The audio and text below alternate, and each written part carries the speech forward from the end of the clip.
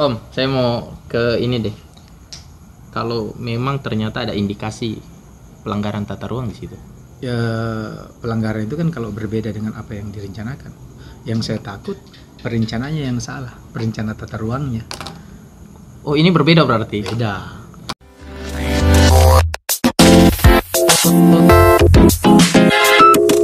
Assalamualaikum warahmatullahi wabarakatuh.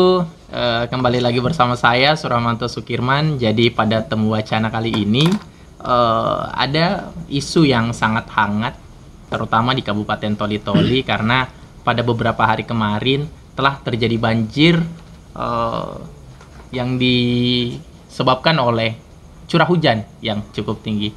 Cuman kalau melihat dari berbagai banyak komentar-komentar dari netizen bahwa banjir tersebut itu diakibatkan oleh sampah.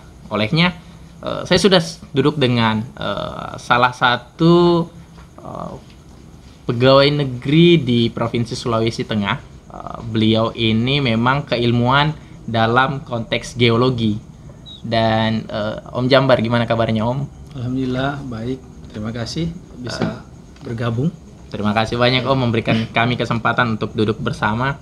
Jadi Om, sebelum kita masuk ke topik hangat soal banjir Kabupaten Toli-Toli, Temu Wacana itu selalu membahas tentang bagaimana cerita kilas balik tentang masa kecil setiap bintang tamu. Jadi kita pengen tahu nih, kilas balik cerita masa kecil Om Jambar itu kayak gimana dulu? Oh iya, saya kebetulan betul-betul orang Toli-Toli. Orang Toli-Toli ya? Iya. Saya lahir di kota Toli-Toli. Oke. Kalau tidak salah, berdasarkan keterangan ayah saya, itu di Kampung Pajala. Kampung Pajala. Ya, jadi di pesisir kota Toli-Toli ada jembatan Kampung Pajala sekarang persis di kaki jembatan itu menurut ayah saya. Betul-betul anak pesisir, anak pantai. Laut kalau air pasang sampai di rumah. Wow. Jadi saya lahir di situ tahun 1974, 13 Mei 74. Ya, jadi sekarang umur saya 47 tahun. Oke. Ya, 47. luar biasa sudah cerita hidup yang saya alami. Kemudian 2 tahun saya lahir di situ, kami pindah di Lonti. Pindah di Lonti. Lonti itu masih kelurahan baru. Itu juga gitu. Kalau air pasang naik juga sampai di rumah kami. Malah kadang-kadang kalau pasangnya agak tinggi sampai di jalan. Ya. Ingat saya waktu kecil. Adik saya lahir di situ. Kemudian saya punya adik satu. Adik saya lahir di situ, lahir di Lonti. Nah, kemudian 76, kira-kira 4 tahun setelah adik saya lahir, kami pindah di Bumi Harapan. Tinggal di wilayah Bumi Harapan. Saya pernah tanya ibu saya, kenapa pindah ke Bumi Harapan? Katanya biar menghindari air. Oh. Karena di Kampung Pajala di Lonti air asin terus. Kita pindahlah di mana? Ya, saya sempat TK pembina. Oke. Beberapa kawan-kawan saya masih ingat. Terus kemudian saya SD 4 di Lonti 2 tahun. Ya, dari SD saya ke rumah itu adalah 100-200 meter lah. Nah, itu kalau air pasang naik perahu kita nyebrang. Atau kalau pasangnya kecil kita angkat lepas sepatu. Lepas sepatu. Jadi saya anak Indonesia kebanyakan lah. yang mengalami betul-betul mengalami hidup dari awal kan. Oke. Orang tua saya juga memulai dari awal di Toli-Toli kan. Kebetulan ayah saya tahun 73 nanam cengkeh, 72 atau 73 nanam cengkeh. Jadi umur cengkeh saya itu lebih tua setahun apa 2 tahun dari saya. Wow. Ya 73 lah. Ya kebetulan dulu cengkeh tahun 78, 79 itu kalau nggak salah 15.000. 15.000. Seharga 1 gram emas. Wih. Ya. Zaman itu ya. Zaman itu. Ya, ayah saya sudah panen itu 78, 79. Wow. Ya saya sempat sudah merasakan itu, sudah tahu betul. Nah, kemudian 80 ya mungkin karena pengaruh ada cengkeh ya. Ya ayah saya membangun rumah dulu rumah kayu di mana, di Kampung Pajala dan Lonti. Oh, rumah panggung berarti. Panggung karena air asinnya. Betul. Dan kami bangun rumah permanen batu lah dari cengkeh itu. Artinya kami hidup betul-betul dari apa, hasil bumi yang diberikan Tuhan langsung kan, tidak lewat siapa-siapa. Itu. Jadi SD, SMP, SMA semua Kabupaten Toli-Toli. Saya kemudian pindah SD lagi. Kemudian setelah itu lulus SD 6 ya belakang rumah saya. Kemudian lanjut di SMP 1 Toli-Toli. SMP 3. SMP 3 Toli-Toli. Kemudian ya lulus P3 saya masuk SMA 1. Masuk SMA 1. Lulus SMA 1 saya ke Jawa, saya ke kuliah di Jogja. Kuliah di Jogja. Ini yang menarik. Kenapa memilih keilmuan soal geologi? Apa yang sampai membawa Om Jambar ke sana? Pertama jelas Jogja itu menginspirasi saya dan beberapa teman-teman saya ya. Kemudian kami ke Jogja, ya UGM itu guidance obsesi luar biasa. Tapi ternyata saya nggak bisa masuk UGM. Yes. Ternyata begitu di Jogja kami tahu bahwa ada beberapa universitas dengan kualifikasi yang sama dengan UGM. Oke. Salah satunya kampus saya UPN, dan UPN itu negeri. Waktu saya kuliah di sana itu masih di bawah Departemen Pertahanan Keamanan. Wow. Kemudian ternyata di UPN itu, ya ketika saya sudah di Jogja saya menyesuaikan diri dan saya tahu bahwa akhirnya kita nggak lagi terpaku dengan harus di kampus mana. Oke. Tapi ternyata yang penting itu adalah ternyata ada di kampus ini dengan jurusan yang bagus. Di UPN itu terkenal dengan geologi, tambang dan minyak. Jadi ada 3 universitas di Indonesia saja yang punya fakultas teknologi mineral. Cuman UPN, Trisakti sama ITB. Kemudian ternyata geologi yang salah satu yang sangat bagus. Ya, kalau akreditasi sekarang A lah ya, kualifikasi. Dulu belum ada akreditasi, kualifikasinya A, termasuk terbaik. Ya, jadi saya setelah tidak lulus di UGM, saya bimbingan tes tahun. Ya, namanya orang dari kampung akhirnya harus belajar lagi. Ya, jauh betul kan? Betul. Pendidikan di Jawa dan itu timpang sekali. Setelah saya bimbingan tes, saya kemudian banyak memahami banyak hal. Pantas kita di daerah itu terbelakang kan? Oke. Ya, makanya perlu peningkatan kualitas. Guru. Kemudian orientasi masyarakat ya. Betul. Tapi sekarang kan era digital, semua terbuka. Ya, tapi digital juga kalau nggak hati-hati bisa ke kiri atau ke kanan. Betul. Ya. Lanjut, kemudian 93 saya tes di kedokteran UMY sama geologi UPN, lulus geologi, lulus kedokteran. Ya, saya harus memilih satu. Ya, saya punya obsession kerja di offshore dulu ya, lepas pantai. Saya pikir kuliah di minyak, tapi ternyata saya memilih geologi karena geologi ini kan yang nyari minyak, nyari mining ya, nyari tambang. Kalau saya ke tambang aja, kalau saya ke ke minyak saya ke oil company aja. Saya ke geologi. Ya, dan ternyata saya sangat menjiwai dan sangat senang. Saya kalau ditanya saya bangga kuliah di geologi. Ya. S2. Lanjutkan saya S2. sempat lanjut S2 geologi di Pajajaran tapi enggak lanjut karena ya itu tadi, ketika saya kuliah itu saya udah menduduki jabatan eselon 3 di kabupaten. Oke. Ya, ada aturan yang mengatur nggak bisa ini ya. Akhirnya saya mengalah kuliah, saya pikir kuliah bisa saya lanjut kapan kan. Betul. Tapi saya nggak berhenti sampai situ, saya kuliah di Unpad karena nggak ada geologi, ya saya kuliah hukum, saya tertarik hukum. Oke. Ya, dan saya kuliah 2013, lulus 2016. Sambil pendidikan di hukum itu saya sempat dapat pendidikan ke Queensland University di Australia, di Brisbane di Australia. Oke. Berapa bulan sih short course ya Di Australia. ya. Tapi sebelum itu 2009 saya sempat pendidikan underground mining. Jadi underground mining, cold underground mining. Jadi underground batu bara. Itu di Jepang, di Ikeshima. Ada di Jepang bagian selatan, di prefecture Fukuoka kalau nggak salah. Ada pulau namanya Pulau Ikeshima. Nah, memang itu daerah kawasan tambang Jepang di bagian selatan. Oke, ini sudah pendidikan dari Australia, sudah ke Jepang, dan katanya sekarang lagi lanjut S3 ya? Ya, saya pendidikan saya sekarang gado-gado ya. 1 geologi, S2 hukum, tapi kebetulan di hukum saya tetap konsentrasi meneliti tambang, tapi dari sisi hukum. Oke. Kemudian saya sekarang lagi lanjut sementara, sudah masuk tahun ketiga sih. S3, tapi S3 ilmu sosial. Administrasi publik, tapi saya juga concern meneliti tentang kebijakan bidang pertambangan. Wow. Ini yang cukup menarik. Om Jambar, saya masuk ke sedikit topik tentang banjir di Kabupaten Toli-Toli. Om Jambar ini kan lahir di sekitar tahun 70-an. tentu mengenal betul bagaimana tumbuh dan berkembangnya penduduk yang ada di Kabupaten Toli-Toli. Bisa ceritakan deh wilayah Kabupaten Toli-Toli itu sehingga sampai dengan sekarang ini penuh banyak timbunan. Ya, jadi kita batasi ya. Yes. Kota Toli-Toli yang kita maksud ini, kalau saya sih, Ya. setelah lihat Google, saya sempat di Google ya. Yes. Jadi kita batasi aja dari Pelabuhan Dede. Jadi kotanya aja ya. Ya. Tidak Toli-Toli secara keseluruhan. Kebetulan yang berdampak, kalau kita concern ke banjir, yang berdampak ini kota aja. Betul. Dari Pelabuhan Dede sampai Nalu lah. Mhm. Menurut saya yang sangat berpengaruh.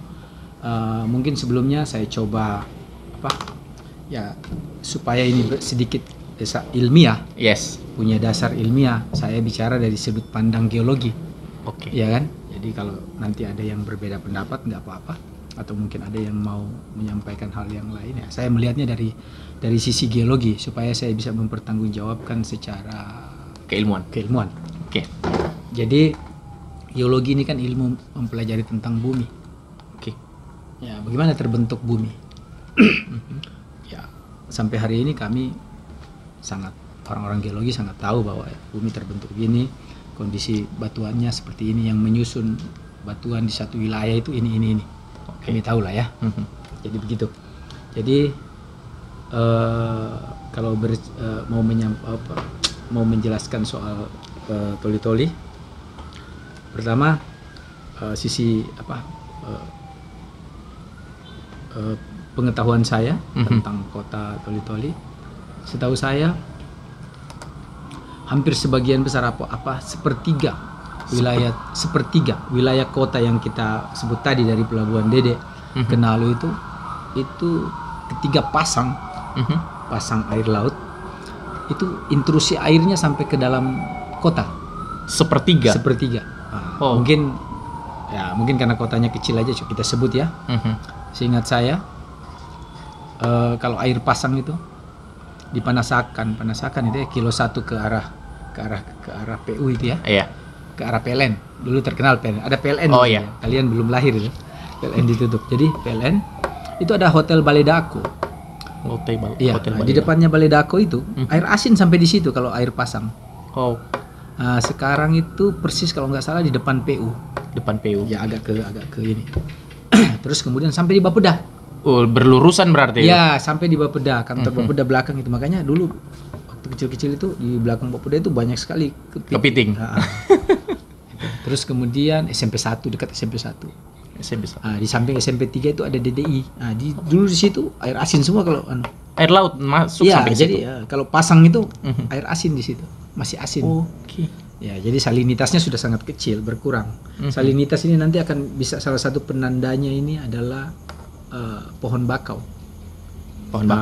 Kalau salinitasnya masih tinggi tuh, pohon bakau yang besar-besar itu, yang orang Bugis, orang sana bilang paranga buahnya, buah paranga. Tapi kalau dia salinitas paling rendah, itu biasanya ditumbuhi pohon nipa.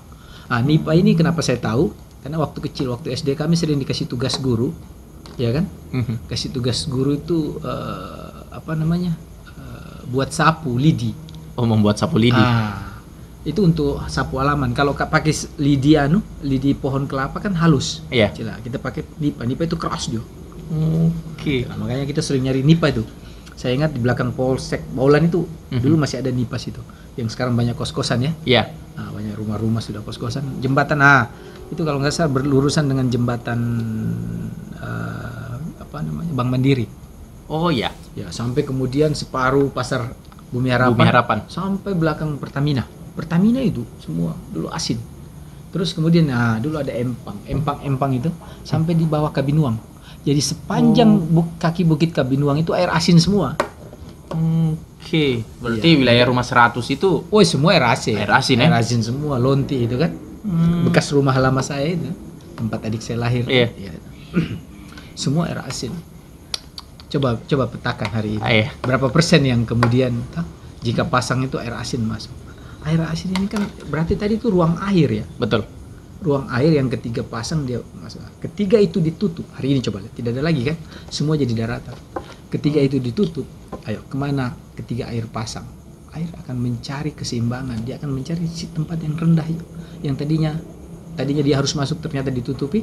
Dia akan cari tempat yang lebih rendah, atau dia naik sea levelnya, level air lautnya.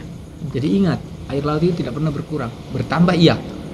Global warming itu mempengaruhi cairnya air di kutub utara dan selatan Antartika ya. Makanya kenapa kita harus hentikan itu pemanasan global, karena berbahaya dengan sea level. Ya. Kalau bicara ilmu geologi, bumi ini udah berkali-kali kiamat kecil ya. Terjadi air mencair kemudian menutupi permukaan bumi berjuta-juta tahun kan. Betul. Makanya sering kita lihat kok di atas gunung ada gamping, ada batu karang. Betul. Nah, itu tanda dulu air di situ, air asin. Ingat, batu karang ini kan hidup di salinitas tertentu. Nah, batu karang itu hidup sampai dari nol permukaan air laut sampai kemudian kalau tidak salah di 200 meter. Nanti akan bervariasi jenisnya. Makanya orang-orang geologi tahu, batu terumbu karang ini, kalau batu karang ini hidup di level air laut dengan salinitas dan kedalaman sekian. Karena kan tumbuhan dia ya. Masih ditembusi air panas matahari. Kalau sudah tidak, dia tidak akan terbentuk. Jadi orang geologi udah tahu kalau ada batu karang, berarti dulu air. Dua kemungkinan. Airnya yang naik atau daratannya yang naik. Dan itu bisa terjadi kedua-duanya. Tektonik. Bumi ini kan sangat dinamis, bergerak terus. Gempa dan pengangkatan itu bisa terjadi berapa juta tahun nih, tapi hitungannya juta tahun ya. Juta tahun. Iya. Oke, kita lebih konsen ke Kabupaten Toli-Toli, khusus di wilayah kota. Kalau Om Jambar lihat dari kasus kemarin, beberapa hari kemarin itu terjadi banjir yang cukup meluap sampai ke beberapa badan jalan, beberapa wilayah badan jalan. Iya, semakin parah. Saya lihat semakin parah. Itu jadi, yang mengakibatkan kira-kira apa itu? Ya, jadi kan gini. Tadi saya cerita soal intrusi air laut. Iya, soal intrusi air laut. Air laut ketika pasang. Itu punya salah satu aspek pendukung. Ketika pasang. Nah, kalau mungkin tidak pasang, tempat air asin tadi bisa ditempati air tawar tadi. Dari mungkin tidak terlalu besar, kalaupun banjir tidak terlalu besar. Tapi kalau bayangkan aja kalau tiba-tiba hujan deras di saat pasang. Ya kan? Bayangkan. Jadi kolam itu kota Toli-Toli karena tempat-tempat air laut tadi sudah ditimbun. Berarti kan terjadi pertemuan antara air tawar dengan air laut, volume kan? Betul. Tunggu pasang lah baru turun. Tunggu pasang turun lah, tunggu susut ya. Baru kemudian air ikut ya, atau sebagian meresap. Tapi kemampuan tanah menyerap itu ya juga perlu dihitung ya. Gitu. Itu salah satu aspek. Menurut saya salah satu aspek intrusi. Makanya kebijakan pembangunan dengan menimbun sekitar tempat-tempat itu tadi tidak bijak menurut saya. Saya sebenarnya dari dulu sudah mengkritisi itu. Makanya sebenarnya saya kemudian mempelajari kenapa ayah saya pindah dari Kampung Pajala ke Lonti. Ternyata ketiga Bupati Edi Suroso. Zaman Edi Suroso salah Bupati kedua ya setelah Raja Wali Pusadan, dan beliau tentara orang Jawa. Sepertinya orientasi dia sudah cukup maju melihat Kabupaten Toli-Toli pada saat dia jadi bupati. Jadi dia merelokasi masyarakat pesisir Kampung Pajala sampai Tanjung Batu itu untuk tinggal di perumahan 100. Dan kemudian yang tidak mau, pokoknya ayah saya itu saya kira salah satu alasan orang tua saya pindah di Lonti supaya tidak lagi di sana tidak lagi di pesisir. Walaupun juga di Lonti itu masih dekat-dekat pesisir, tapi tidak persis di pesisir. Kalau tidak salah, rencana tata ruang wilayah dulu saya juga tidak pernah lihat langsung, tapi sepertinya dulu sempat saya pertanyakan ke Bapeda waktu zaman saya masih sering beraktivitas di Toli-Toli. 2004-2005. Jadi wilayah itu memang di jalur hijau. Di wilayah Kampung Pajala sampai Tanjung Batu. Jalur hijau itu tidak bisa ditimbun, tidak bisa dibuatkan sebenarnya pembangunan. Saya kira ada beberapa dasar. Pertama memang itu sempadan laut. Sempadan pantai. Sempadan pantai. Ya, tadi sempadan pantai itu adalah pasang tertinggi dengan susut terendah. Hukumnya itu. Pasangnya kapan, di mana pasang tertingginya, di mana susut terendahnya, itu disebut sempadan pantai. Itu harusnya tidak bisa lakukan pembangunan. Tidak bisa dilakukan pembangunan. Tapi coba lihat. Dulu bako semua di Jalan Baru. Betul. Itu habis ditimbun jadi Jalan Baru.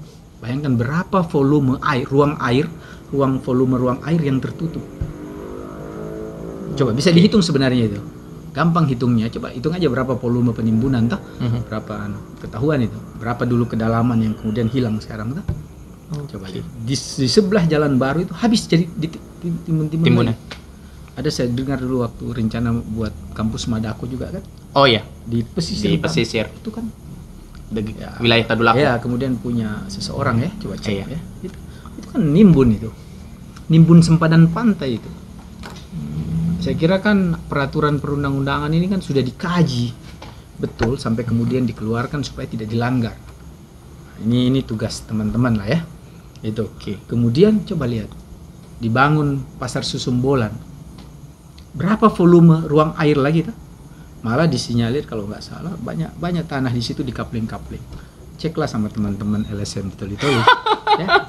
Saya punya datanya sebenarnya semua, cuman tidak bijak kalau saya ya silahkan. Ada nama-nama orang-orang, nama-nama pejabat, bukan orang biasa kan? Yang mengkapling mulai dari Kampung Pajala, Tanjung Batu, malah sampai di Lonti. Itu ada ya. Sebenarnya, seingat saya waktu kecil, ada orang Korea apa orang Taiwan lupa saya, yang kemudian punya kapal keruk. Dia menimbun di belakang pelabuhan feri sini. Sekarang kalau tidak salah kafe-kafe. Jadi konsep itu konsep yang benar. Jadi gini konsepnya, untuk menimbun di situ itu tempat air asin juga, tapi dia mengambilnya dari laut, menyedot pasir dari laut. Jadi artinya dia tutup di ruang ini, tapi dia buka ruang yang lain di dasar laut. Materialnya berarti dari laut. Dari laut. Ya itu kan tidak mengurangi tidak mengurangi volume ruang. Artinya ruang air tadi walaupun ditutup di sini, tapi di situ nambah. Betul. Beda yang timbunan sekarang ngambil dari gunung kan? Materialnya. Material dari gunung. Coba lihat penambahan volume. Bayangkan ruang air tadi, dan air itu Pak tidak akan pernah berkurang, bertambah iya.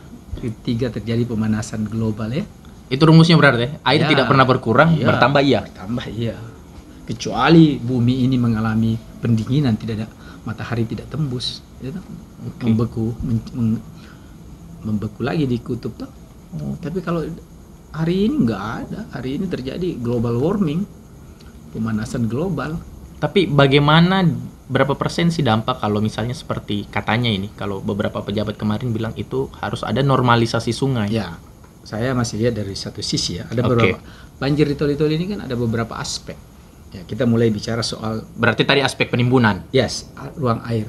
Ruang air. Coba hitung berapa volume tanah, ruang yang ditutup, ruang air yang ditutup, berapa volume yang ditimbun mulai dari Jembatan Baru.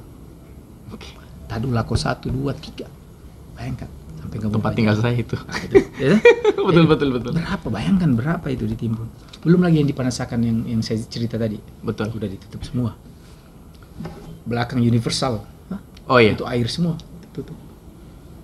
Lonti habis ditutup. Rumah 100. Rumah 100 juga sudah mulai. Gak usah yang jadi kandang sarang burung walet. Sekarang BRI, BNI, BRI, Kampung Kepiting. Depannya lagi SD yang tadi itu kan ditimbun semua. Ya kan? Bank Mandiri itu juga, iya. Belakangnya. Betul. Ya kan? Kemudian pasar sebagian ya, pertemuan air di situ, pasar Bumi Harapan, Pertamina. Sekarang Kabinuang semua ditutup. Coba lihat ya. Berapa volume ruang air yang tertutup ketika pasang. Air pasti mencari tempat yang lebih rendah. Kalau tidak lebih rendah, dia menambah tingginya karena semua ruang sudah sudah tertutup. Air asin tapi. Iya. Perhatikan, banjir itu kebanyakan pas pasang. Kebanyakan. Ya, itu satu. Nah, itu dari aspek penimbunan. Aspek yang lain salah satu aspek yang sangat berpengaruh menurut saya itu adalah kemampuan air tertahan, ketidakmampuan tanah menahan air. Paham tidak? Berarti ini dari wilayah atas. Dari atas. Tadi kita mulai dari pesisir ya. Oke. Pesisir. Kita masuk mulai dari atas. Kemampuan air, kemampuan tanah atau tumbuhan menahan air ketika terjadi hujan. Oke. Nah, ada beberapa aspek. Pertama, paling fatal itu adalah penggundulan hutan, pembukaan lahan. Sebenarnya mulai banjir saya ingat sekali karena saya saat itu masih di Toli-Toli. Waktu saya masih sampai SMA 92 belum ada banjir sama sekali. Oke. Belum ada banjir. Baru mulai setelah saya kuliah pulang, kalau tidak salah mulai awal-awal banjir itu kalau tidak salah 95 ya. 95. Ini memang bom waktu ya. Karena kenapa? Hampir sebagian besar pegunungan di Toli-Toli itu ditanamin cengkeh. Oh, berarti pembukaan lahan untuk ditanami cengkeh Salah satunya. Salah satu. Itu. Tapi cengkeh masih mending dibanding tanaman yang lebih kecil ya. Iya. Kalau cengkeh dia masih punya pohon besar, akar, tapi sangat berpengaruh dibanding dengan hutan. Hutan kan kayu-kayunya lebih, pohon-pohonnya lebih besar, akarnya lebih kuat, lebih ini daunnya juga lebih rimbun. Kalau pohon cengkeh kan enggak. Dan selalu dibersihkan kan? Betul. Paras. Akhirnya ketika terjadi hujan, kemampuan pohon menahan air tadi itu sudah mulai kecil. Oke. Mulai melambat, ya kan? Dan ingat aspek ketiga adalah jenis batuan yang menyusun kota Toli-Toli. Jenis batuan yang menyusun kota Toli-Toli. Jadi orang geologi itu nyebutnya vulkanik ya. Jadi batuan yang menyusun Toli-Toli, kota Toli itu batuan vulkanik. Batuan vulkanik itu bisa dari gunung api, bisa dari tektonik, bisa dari granit, itu batuan vulkanik. Jadi dari dalam, jadi batuan beku dia. Jadi batuan ini punya kelolosan air tinggi. Jadi gini, di ilmu geologi itu ilmu teknik ya, porositas dan permeabilitas batuan dihitung, kemampuan batuan meloloskan air. Makanya sebenarnya Sulawesi Tengah ini hampir sebagian besar vulkanik, itu bagus untuk potensi sumber daya pembangkit listrik tenaga air. Yang penting catchmentnya, hutannya itu tetap dijaga. Itu poin pentingnya. Poin penting, makanya coba boleh dicek. Bukaan hutan, penanaman cengkeh, penanaman pohon-pohon tanaman yang kemudian tidak mampu menahan air, itu sangat berpengaruh. Jadi ketika hujan, yang harusnya tadi kalau hutan ya, pohon daunnya itu masih mau menahan air, kemudian air itu tidak langsung lolos ya. Betul. Kemudian akarnya pun bisa, air tidak lolos. Begitu nggak ada pohon-pohon besar, nggak ada tanaman-tanaman besar, yang terjadi begitu hujan kemudian menggerus permukaan tanah, jadilah erosi. Erosi ini juga berdampak terhadap apa? Terhadap pendangkalan sungai dan terhadap pendangkalan muara dan laut. Karena kan ujung dari material yang dibawa oleh air tadi itu adalah ke laut semua. Berarti air pun juga membawa material. Bawa material. Air itu air sungai, air hujan melalui sungai dan apapun itu adalah alat transportasi paling efektif untuk memindahkan satu material tadi. Orang nyebutnya secara umum erosi lah.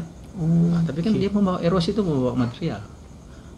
Lumpur-lumpur itu kan. Nah, itu nanti ujungnya kemana? Ilmu geologi kan belajar itu, sedimen. Nanti itu kan menjadi sedimen di laut suatu saat. Entah itu terangkat atau air laut susut, dia akan jadi daratan lagi. Gitu. Siklus, hidup ini siklus, makanya ada kalimat itu, kalau kita bijak menjaga alam, insya Allah alam akan menjaga kita. Nah, saya mau sedikit bahas soal katanya normalisasi sungai. Seberapa berdampak sih normalisasi sungai terhadap banjir di Kabupaten Toli-Toli? Kalau menurut saya, ya ada sekian persen lah. Saya malah lihat ya paling 15-20%. Oh, itu masih sangat kecil loh. Sangat kecil. Silahkan aja gali semua sungai, tetap akan banjir. Apa yang sebenarnya menjadi faktor fundamental di bukaan lahan, kemudian kemampuan tanah meloloskan air, kemampuan air lolos itu ya, itu kan berpengaruh nanti ke debit air. Debit air volume. Jadi volume kalau nggak salah volume per detik ya, rumusnya, rumus matematikanya, volume per detik. Jadi salah satunya karena kan erosi material tadi ketika terjadi hujan kan terjadi erosi, terjadi pendangkalan. Model pendangkalan ini sama dengan ketika banyak sampah. Nah, sampah juga begitu, punya peran tapi tidak seberapa menurut saya. Sampah punya peran tapi tidak seberapa. Karena memang jarak, saya hitung ya di Google itu, jarak antara dari pantai Pasar Susumbolan sampai di hulu, di ujung yang ada masyarakat itu cuma 3 kilo. Itu dekat, terlalu dekat dengan curah hujan yang tinggi dengan model kalau dilihat di bentang alamnya itu. Kota Toli-Toli itu hampir, saya sebenarnya mau hitung cuman nggak sempat ya. Kita bisa hitung jumlah anak sungai yang mensuplai air ke Kota Toli-Toli. Bisa kita hitung sebenarnya dari pola aliran. Pola aliran ya. Saya kalau kita buka Google itu ya, kalau kita buka peta, coba lihat ya kan ini lembah ya. Betul. Bisa kita lihat berapa volume air, bisa kita sebenarnya kalau dihitung lebih detail ya. Kita bisa tahu berapa anak sungai yang mensuplai air ke kabupaten, ke kota. Ini luar biasa ini kalau kita lihat ini ya. Nah ini lembah kan, Toli-Toli ini lembah seperti mangkok separuh ya. Betul. Nah, lembah. Kita coba lihat. Banyak betul aliran sungai ketika terjadi curah hujan tinggi. Harusnya dia hujan tadi ditahan dulu oleh apa? Oleh pohon. Oleh akar. Nah, kalau pohon itu sudah berubah menjadi cengkeh, saya lihat cengkeh tidak seberapa punya kemampuan. Berarti Om Jambar, kalau kemarin saya lihat banyaknya komentar netizen terhadap banjir itu disebabkan oleh sampah, berarti itu tidak terlalu signifikan pengaruhnya sebenarnya untuk sampah. Ini udah holistik ya. Secara keseluruhan. Menyeluruh. Tidak bisa, sampah itu bukan satu-satunya. Iya, makanya saya bilang tetap sampah, tapi paling 15 sama pendangkalan sungai. Dia cuma punya peran 15 sampai 20%. Yang berperan besar itu adalah ditimbunnya ruang-ruang air tadi. Ruang-ruang air. Coba perhatikan, mudah saja membacanya. Coba Anda pergi ke rumah-rumah di atas jalan veteran. Harusnya dulu tidak banjir di situ karena mereka memang lebih tinggi. Tapi karena di pantai sudah lebih tinggi, ditimbun-timbun lebih tinggi, air itu tertahan di situ lama, berjam-jam kan? Mana lagi sungai-sungai kita memang cuman satu yang besar kan? Cuman Sungai Tuele itu yang besar. Betul. Itu juga kalau banjir volumenya, karena sudah terjadi pendangkalan. Nah, kalaupun dikeruk di situ, pendangkalan kan sampai di laut. Berarti sampai ke wilayah laut. Membersihkannya, menormalisasikannya. Tapi saya yakin, kalaupun itu dinormalkan, masih tetap di 15-20% saja dia berpengaruh. Ya, jadi banjir, kalau kita bicara banjir, salah satu aspeknya paling besar menurut saya, malah cenderung menurut saya hitungan saya itu di 50%, itu adalah penimbunan ruang-ruang air tadi. Penimbunan ruang-ruang air. Itu daerah-daerah yang ditimbun itu adalah daerah-daerah ketika pasang naik, air menyusup, intrusi air laut ke situ, berarti itu main daerah rendah ya. Ketika tidak pasang, itu bisa jadi ruang air tawar yang dari gunung ketika hujan. Jadi itu menjadi ruang. Iya, jadi ruang baik air asin maupun air tawar ketika terjadi itu. Setiap tahun, kenapa volume air curah hujan itu semakin besar? Karena itu tadi terjadi penggundulan, terjadi perubahan tanaman yang tadinya hutan lebat menjadi cengkeh ya. Oke lah kalau cengkeh masih cenderung masih punya jarak dan kemudian punya daun, tapi tidak seperti hutan. Daunnya lebar, kemudian pohonnya besar, akarnya lebih kuat ya. Jadi air hujan yang turun itu ketika masih hutan, dia tertahan oleh daun, oleh ranting, oleh akar. Jadi tidak langsung mengalami kelolosan. Tingkat itu tadi bahasa saya, tingkat meloloskan air itu tinggi sekali setelah pohon-pohon itu nggak ada dan berubah menjadi pohon cengkeh atau pohon apa aja kan. Dan ingat, pohon ini juga mencegah erosi kan. Betul. erosi ini nanti akan berdampak kepada ke denudational itu, pendangkalan, pengendapan. Bahasa geologinya denudational ya. Terus jadi air tadi ini media transportasi material tadi, tanah halus itu yang makanya semakin coklat warnanya, semakin banyak materialnya kan. Oh ya, sekarang sering sekali terjadi. Dia akan mengalami apa? Akan mengendapkan sungainya, muaranya sampai lautnya. Nah, kalau terjadi normalisasi sungai, itu aja yang dibersihkan. Ya makanya saya pikir sampah dan kemudian yang membuat mendangkalnya sungai itu punya peran antara 15 ya. 15% sampai dengan iya. Itu satu. Itu yang kedua tadi ya. Nah, sisanya perhatikan. Sungai-sungai di Toli-Toli itu kan ditempati masyarakat langsung. Oh iya. Betul. Ada yang di atas sungai, ada yang di pinggir sungai. Betul. Iya kan? Betul. Terjadi pengecilan apa? Sungai itu tidak bisa di dalam kota. Jadi ditimbunnya ruang air. Itu menurut saya persentasenya 50% sampai 60. Ruang air ditimbun. Ya, penyebab banjir terjadi. Kenapa? Tadi bisa diisi air asin kalau pasang, dan kalau tidak pasang terjadi hujan, air tawar bisa langsung mengalir. Kedua, penggundulan.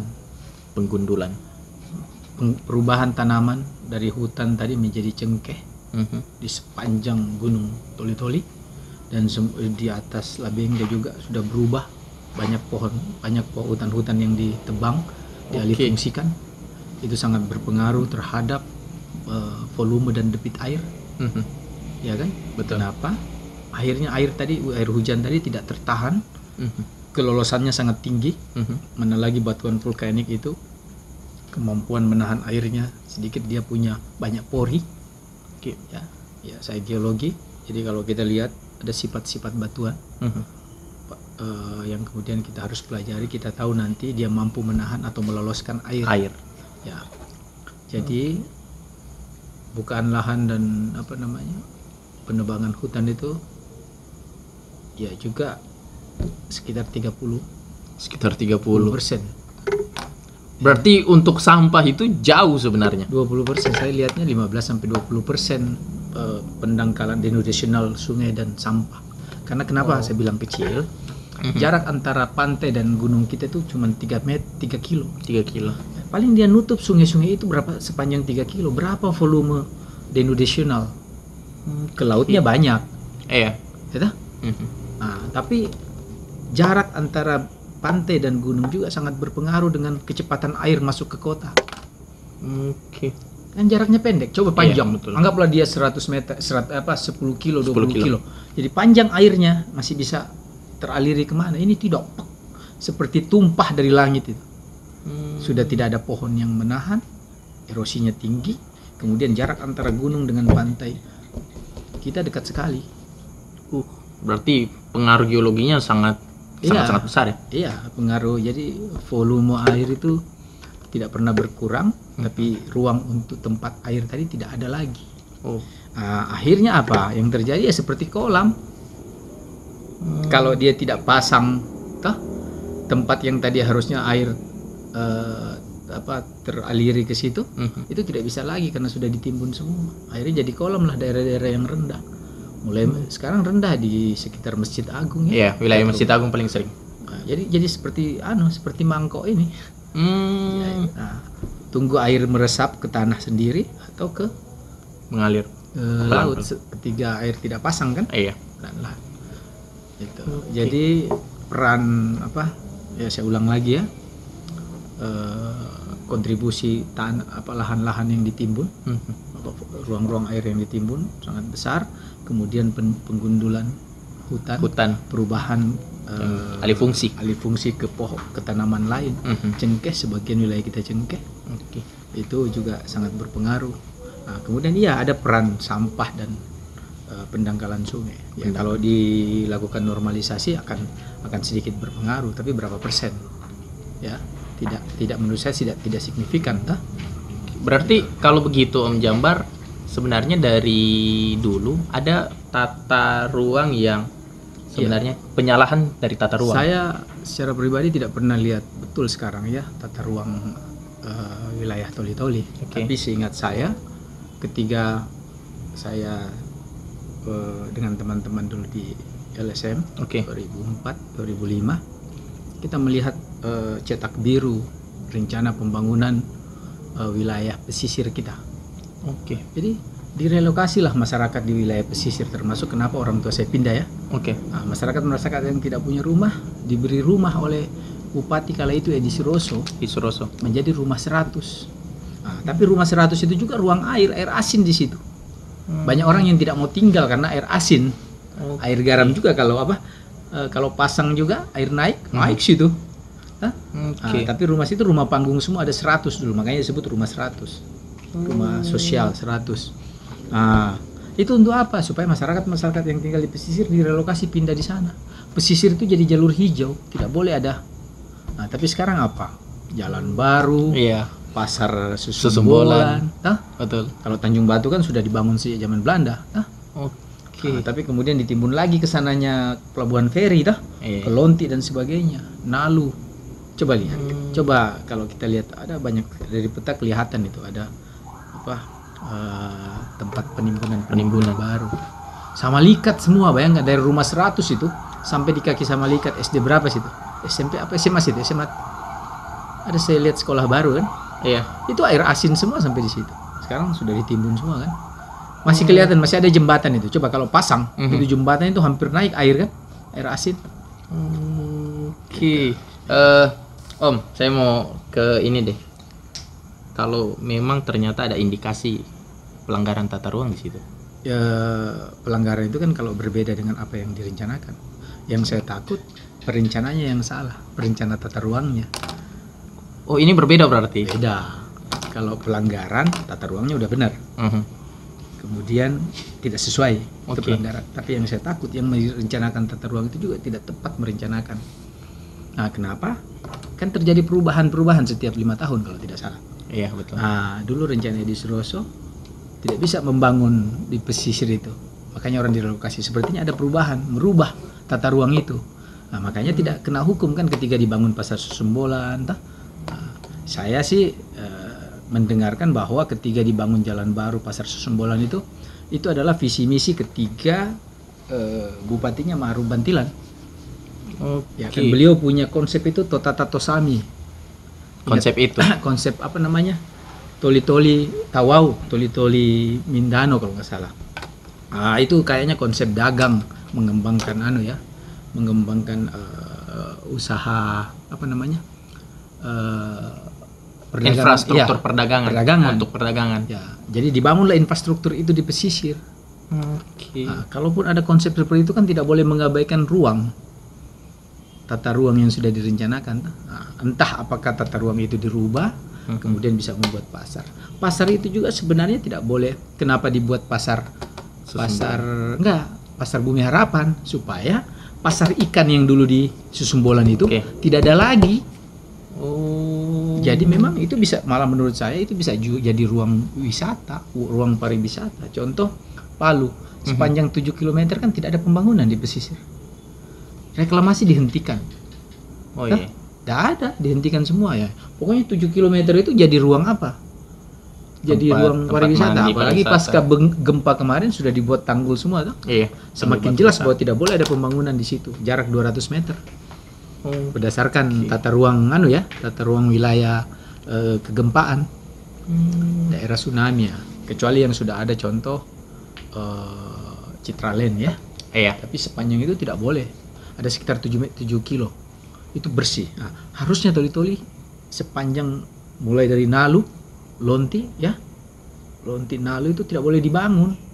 Pasar Susumbolan semua sampai di Jalan Baru. Sudahlah, Jalan Baru nggak mungkin kita keruk. Tapi hentikan penimbunan. Hentikan penimbunan. Ya, kalau saya ditanya seperti apa menghentikan banjir, kalau mau menghentikan satu kali dengan bupati yang sekarang, mungkin ada 2 bupati lagi belum tentu bisa. Tapi harus dimulai dari sekarang dengan memperbaiki pola ruang. Berarti harus ada kajian kembali soal perda tata ruang. Harus duduk bersama. Sebenarnya di situ dulu dimulai. Ya jangan sekarang kalau serabutan bekerja tidak terorganisir ya. Ya karena saya basicnya birokrat, harus terorganisir, kita harus ada dasar dulu. Jadi buat kajian mendalam toh. Buat tata ruang yang benar, bagaimana apa yang harus dibangun. Kemudian setiap bupati yang terpilih tidak boleh punya misi sendiri. Oke. Toh? Yang penting Dia harus tetap mengacu dengan tata ruang itu. Karena ini harus sustainable, berkelanjutan. Oke. Tidak boleh, bupati itu kan cuma 5 tahun, belum tentu dia terpilih. Apalagi masa nanti bupati ini cuma 3 tahun, 2024 selesai. Jangankan berharap Kalpataru mau menata yang memperbaiki yang banjir saja sulit. Oke. Jadi menurut saya sudah, ini realitas. Ya pemimpin ini kan dipilih oleh rakyat. Jadi pemimpin ini gambaran rakyat. Berarti kalau begitu salah satu solusi pun harus ada relokasi di beberapa ruang. Ya saya kira nanti itu kebijakan pemerintah nanti. Tapi intinya dia paham bahwa yang terjadi ini seperti ini, kondisinya seperti ini, penyebabnya ini, yang harus dilakukan ini. Ini dulu dibuat kajiannya, tata ruangnya diperbaiki, ya kan? Oke. Kemudian ya tadi IMB itu harus betul-betul dikaji, tidak sembarangan. Coba perhatikan, IMB di Toli-Toli itu seperti apa? Masa ruang air tadi bisa ditimbun, bisa dibangun? Harusnya kan tidak. Ya, tapi ini sudah sudah terlanjur. Sudah terjadi lama, sudah terlanjur terjadi. Ya, kita harus coba mencari solusi dan menghentikan yang salah gitu. Banyak yang salah di Toli-Toli. Itu yang harus dihentikan. Jangan dibikin terus kan? Oke. Terkait ini yang sekarang banyak dibahas oleh anggota-anggota dewan provinsi. Salah satunya itu kan membahas soal normalisasi sungai. Iya. Itu seberapa besar dampak untuk penanggulangan banjir? Saya bilang tadi ada beberapa aspek terjadi banjir. Ya, aspek pendangkalan sungai dan sampah. Itu ya sekitar 15-20%, anggaplah 20%. Hanya segitu. Kalaupun coba lihat berapa volume, gampang hitungnya berapa volume yang diambil dari normalisasi sungai. Oke. Kan dari situ kita bisa tahu berapa volume air yang bisa terserap ke situ. Kan lihat dari volume saja. Kalau orang eksak pasti tahu itu. Ya kalau teman-teman anggota DPR ini kan pragmatis berpikir bagaimana dapat anggaran dan melakukan itu aja. Seharusnya mereka bekerja sama dengan kampus, bekerja sama dengan ilmuwan itu kan. Oke. Bekerja sama dengan orang-orang yang paham secara teknis, baru kemudian ngambil kebijakan politis melalui DPR, anggaran kan itu. Mereka bagus punya peran untuk mendapatkan anggaran, tapi jangan salah, harus ada cetak biru dari semua kegiatan itu, harus ada guidance dari semua rencana itu supaya uang negara tidak rugi. Oke. Nah, saya kasih contoh uang negara yang banyak rugi itu adalah jalur kebun kopi.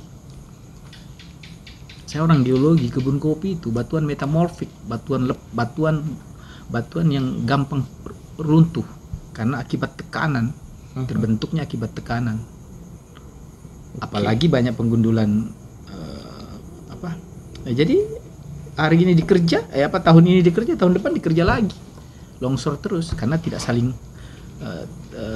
ketika dia digerus itu dia butuh waktu untuk saling mengeratkan. Iya. Oke Om, saya mau lanjut ke ada dampak yang sering sekali terjadi terhadap oleh banjir itu di wilayah rumah sakit. Itu bagaimana tanggapannya Om yang ini kan fasilitas umum masyarakat itu tentu sangat mengganggu ketika ada pasien-pasien yang sakit berada di rumah sakit. Saya lihat kemarin videonya, kasihan sekali kan. Iya. Saya sampai berpikir wah kasihan masyarakat. Itu tempat umum ya, fasilitas umum, fasilitas publik. Jadi rumah sakit apa sih namanya? Mokopido. Rumah sakit Mokopido. Dulu saya nggak tahu rumah sakit Bumi Harapan ya. Oke. Mudah-mudahan perubahan nama bukan karena terpengaruh karena perubahan nama. Nah, saya kalau nggak salah rumah sakit apa dulu ya, Bumi Harapan atau apa. Jadi itu dibangun kalau nggak salah saya SD apa SMP sekitar tahun tahun 85 86 lah. 80-an ya. 80-an. Kayaknya sih. Nah, dulu tinggi sana karena di Lembah ya kita. Iya. Lembah itu wilayah yang ke gunung. Namanya saja Lembah kan. Setahu saya tinggi. Termasuk sebenarnya kenapa kita pindah di sana ya. Tinggi. Oke. Itu udah jadi rendah jelas sekarang ya. Ketika air tergenang di situ, berarti ada dua kemungkinan. Itu daerahnya jadi rendah karena yang lain-lain sudah menimbun. Oke. Atau mungkin air tertahan di situ dalam waktu tertentu ketika terjadi banjir. Saya sempat mikir juga kemarin. Jadi kan kalau nggak salah di depan rumah sakit seberang jalan itu ada sungai. Iya. Yang menerus ke rumah saya dan menerus ke pasar Bumi Harapan. Ya. Sungai kecil. Itu sungai kecil itu yang memang sungai kecil dulu. Ketika masyarakat membangun rumah dekat-dekat situ nggak jadi masalah karena sungai kecil kan. Nah, sekarang ternyata itu juga salah satu sumber air, volume air di situ luar biasa kalau terjadi hujan. Dan itu salah satu yang berkontribusi terjadinya banjir di sekitar mulai dari rumah sakit, Lembah itu ya. Lembah. Kemudian arah ke pasar karena tersumbat oleh rumah-rumah penduduk. Jadi air tadi harusnya lancar, tertahan. Om, sebenarnya seberapa urgen untuk penanganan banjir di Kabupaten Toli-Toli? Kalau saya sih urgen sekali. Sangat urgen. Karena itu merusak menurut saya. Merusak estetika, merusak keindahan, merusak ekonomi ketika banjir ya. Yeah. Dan kemudian ketika terjadi banjir kan masyarakat jadi terhenti melakukan apa-apa. Betul. Kemudian membenahi berapa hari kemudian membenahi. Nah, itu sangat mengganggu. Urgen. Menurut saya harusnya itu menjadi skala prioritas pemerintah. Skala prioritas untuk sekarang ya. Kalau itu tadi saya kira yang penting lakukan kajian. Oke. Undang para ahli, ya kan? Bagaimana penanganannya? Karena menurut saya untuk menghentikan banjir ini tidak cukup satu pemerintahan saja. Tidak cukup 5 tahun. Ini mungkin sustainable, berkelanjutan. Ya, jadi itu menjadi tata ruang yang berkelanjutan. Siapapun pemimpinnya, siapapun bupatinya. Ya, saya yakin ya, bisa lah lihat 3 tahun ke depan. Banjir tidak akan tertangani dengan baik. Masih akan banjir. Kalau pola model pembangunan, kebijakan publiknya, kebijakan pembangunannya, kebijakan tata ruangnya masih seperti ini. Ada potensi untuk lebih terjadi banjirnya akan lebih dari yang seperti sekarang berarti. Iya, kalau harus dihentikan penimbunan ruang air tadi. Oke. Kemudian harus kalau perlu mulai dicarikan ruang-ruang untuk air itu tadi. Oke. Saya melihat peta itu bisa ke arah Samalikat. Ke arah Lonti ke sini ya. Nah, itu kan jembatan Lonti itu masih banyak ruang. Jadi bisa dibuka di situ. Satu. Jadi harus ada tanggul besar sebenarnya, tapi saya belum menemukan solusinya secara teknis ya, di mana tempat pasnya. Jadi untuk air tanggul itu ya. Jadi ketika air hujan itu kita arahkan ke arah sana. Tapi sepertinya itu masih berat. Pasti membutuh biaya anggaran yang sangat karena besar. Air yang dilewati air juga ini kan banyak pemukiman. Kita harus yang saya kira perlu direlokasi di sekitar sungai itu adalah sungai-sungai besar aja. Sungai Tuelei sepanjang Tuelei sampai di Kampung Pajala itu kan. Wilayah Anoa berarti terutama. Iya. Aliran sungai besar kan itu. Terus sungai-sungai yang jadi harus ada klasifikasi sungai kan. Supaya itu yang mulai diperbaiki. Nah, ini yang menjadi persoalan ketika masyarakat direlokasi, kemana kira-kira tempat? Itu persoalan lagi kan, jadi masalah persoalan lagi. Baru ya. Iya, makanya sebenarnya ya tata ruang, pola kan harusnya daerah-daerah sempadan sungai dan sempadan air laut itu tidak bisa dibangun kan. Mau dipertanyakan kalau itu kemudian ada IMB-nya kan. Itu. Makanya hentikan. Ya, karena kenapa harus itu jadi jalur hijau? Itu tadi ketika terjadi seperti ini pemerintah tidak punya persoalan tidak menjadi banyak persoalan ya kan. Om Jambar, saya mau bahas ke taksiran anggaran kira-kira untuk mengamankan wilayah Kabupaten Toli-Toli. Saya tidak kalau soal anggaran tidak paham saya, karena saya tidak tahu secara teknis kerja teknis berapa biayanya kan. Itu harus detail. Ya ini yang saya kira supaya tidak merugikan uang negara, uang dari pusat, dari provinsi atau dari kabupaten sendiri kan uang negara, uang rakyat. Harus ada kajian mendalam. Itu dulu yang dilakukan. Melibatkan para ahli, kemudian harus konsisten. Ini berapa tahun ke depan. Jadi siapapun pemimpinnya tinggal menjalankan itu.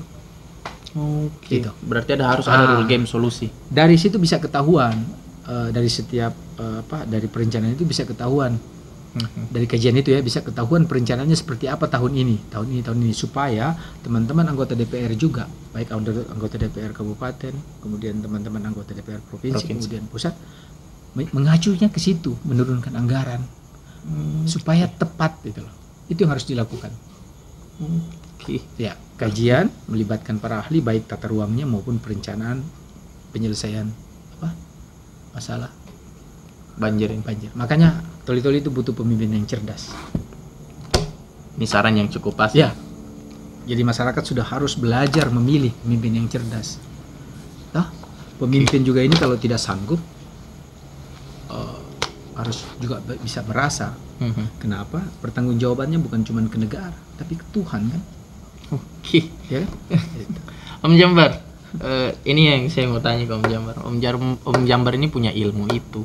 Kenapa tidak mencoba kembali untuk mengabdi di Kabupaten Toli-Toli? Saya kan ASN, saya sudah mengabdi ke negara. Dan saya kira ya saya masih on the track gitu loh. Pertama, saya geologi dan saya berkarir di SDM, Dinas Energi dan Sumber Daya Mineral. Saya cukup puas dengan dengan pekerjaan yang saya karena masih sesuai dengan keilmuan saya. Dulu ngurusin tambang, sekarang ngurusin energi. Dan di SDM ini kan juga kita punya banyak keterlibatan membantu masyarakat. Dari sisi kebutuhan masyarakat ya, terhadap listrik, ya kan. Kemudian membantu masyarakat urusan tambang supaya tidak wilayah Sulawesi Tengah ini kan punya potensi tambang yang lumayan ya. Kemudian punya potensi energi yang cukup besar, kemudian punya potensi migas. Ya, saya masih concern di situ dan saya senang melakukan itu karena ya saya masih merasa ya saya profesional di situ. Om Jambar sedikit merembet ke privat, boleh? Ya. Saya pengen tahu healing mental Om Jambar ketika Om Jambar ditinggalkan oleh keluarga, baik istri maupun anak dan keluarga lain. Itu Om Jambar sampai dengan sekarang masih sekuat ini, dan bahkan tadi menceritakan masih punya cita-cita lain.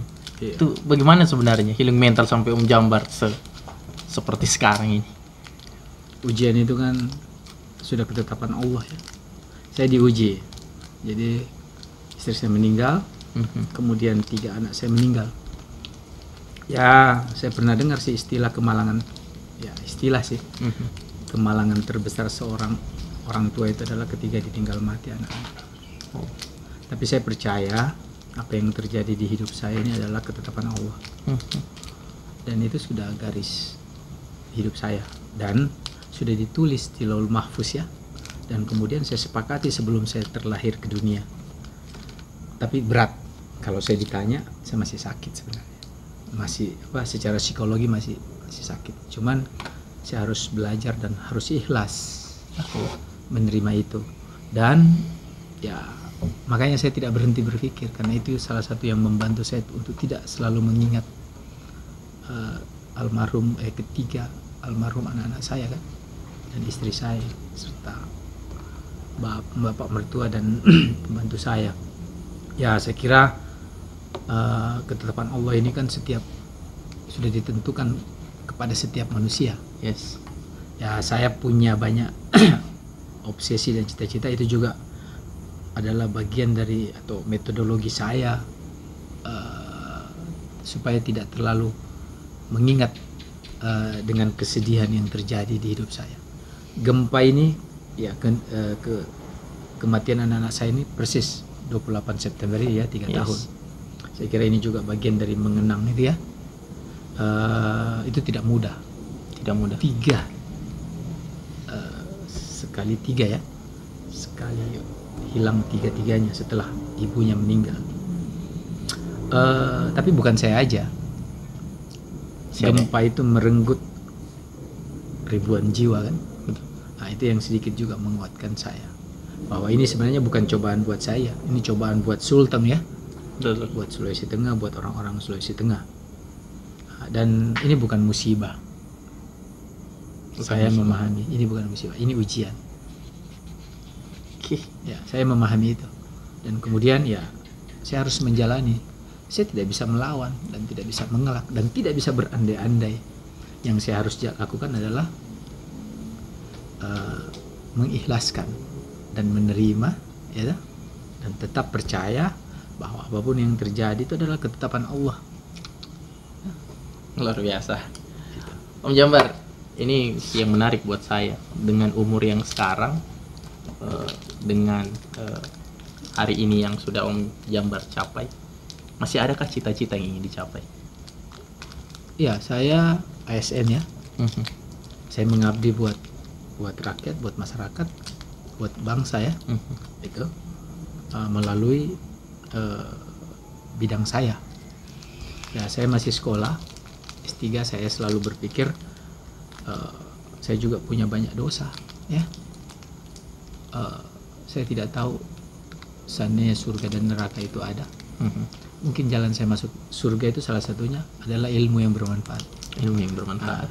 Jadi amal jariah ya. Iya. Jadi ketika kita berbagi ilmu ke orang, insya Allah itu digunakan orang lain dan itu akan menjadi amal jariah. Itu satu.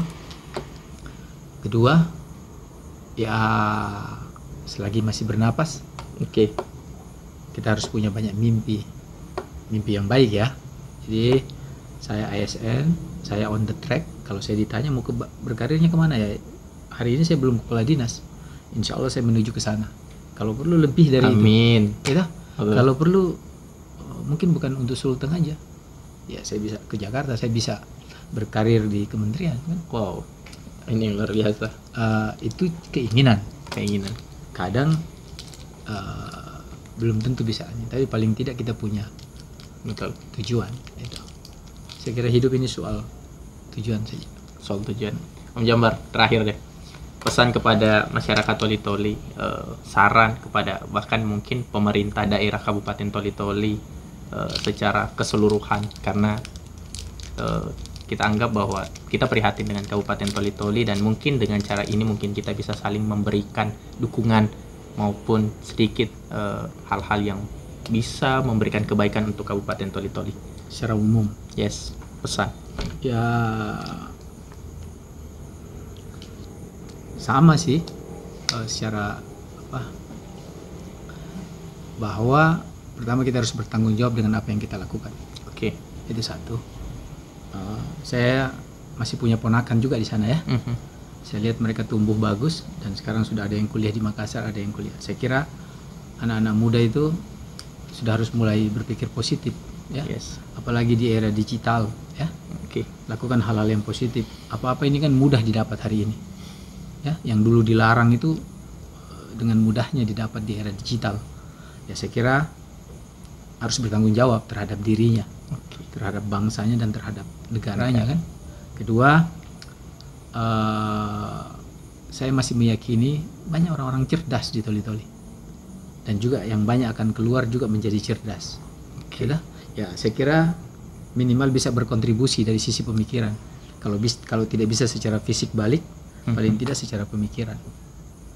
Kedua, juga saya berharap mudah-mudahan orang-orang Toli-Toli, ya keluarga saya, teman-teman saya, kakak-kakak saya, orang tua saya, adik-adik saya lebih cerdas lah. Jadi kan ya mungkin sedikit politis, lebih cerdas memilih pemimpin, karena pemimpin yang kita pilih kan berkontribusi terhadap hidup kita 5 tahun. Ya kan? Gitu loh. Ya persoalan di Toli sebenarnya secara umum samalah dengan di daerah-daerah yang lain, sama kurang lebih. Jadi saya tidak masuk terlalu jauh ya ininya. Ya, jadi saran saya itu aja. Yang muda-muda terutama, kalau yang sudah ini ya tinggal menjalani.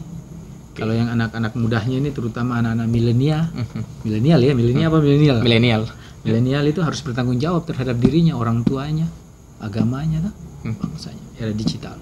Dan saya juga apresiasi ke kalian itu. Artinya tidak diam kan, tidak diam melihat tidak melihat banyak hal yang saya malah melihat sisi positif dari apa yang kalian lakukan. Paling tidak kalian bisa dapat banyak hal, banyak ilmu, banyak pengetahuan, banyak informasi dari orang-orang ya seperti saya mungkin atau yang lain kan. Karena kalau kalian tidak datangi susah, kami juga kan kami juga tidak mungkin kan. Betul. Karena penuh dengan kesibukan.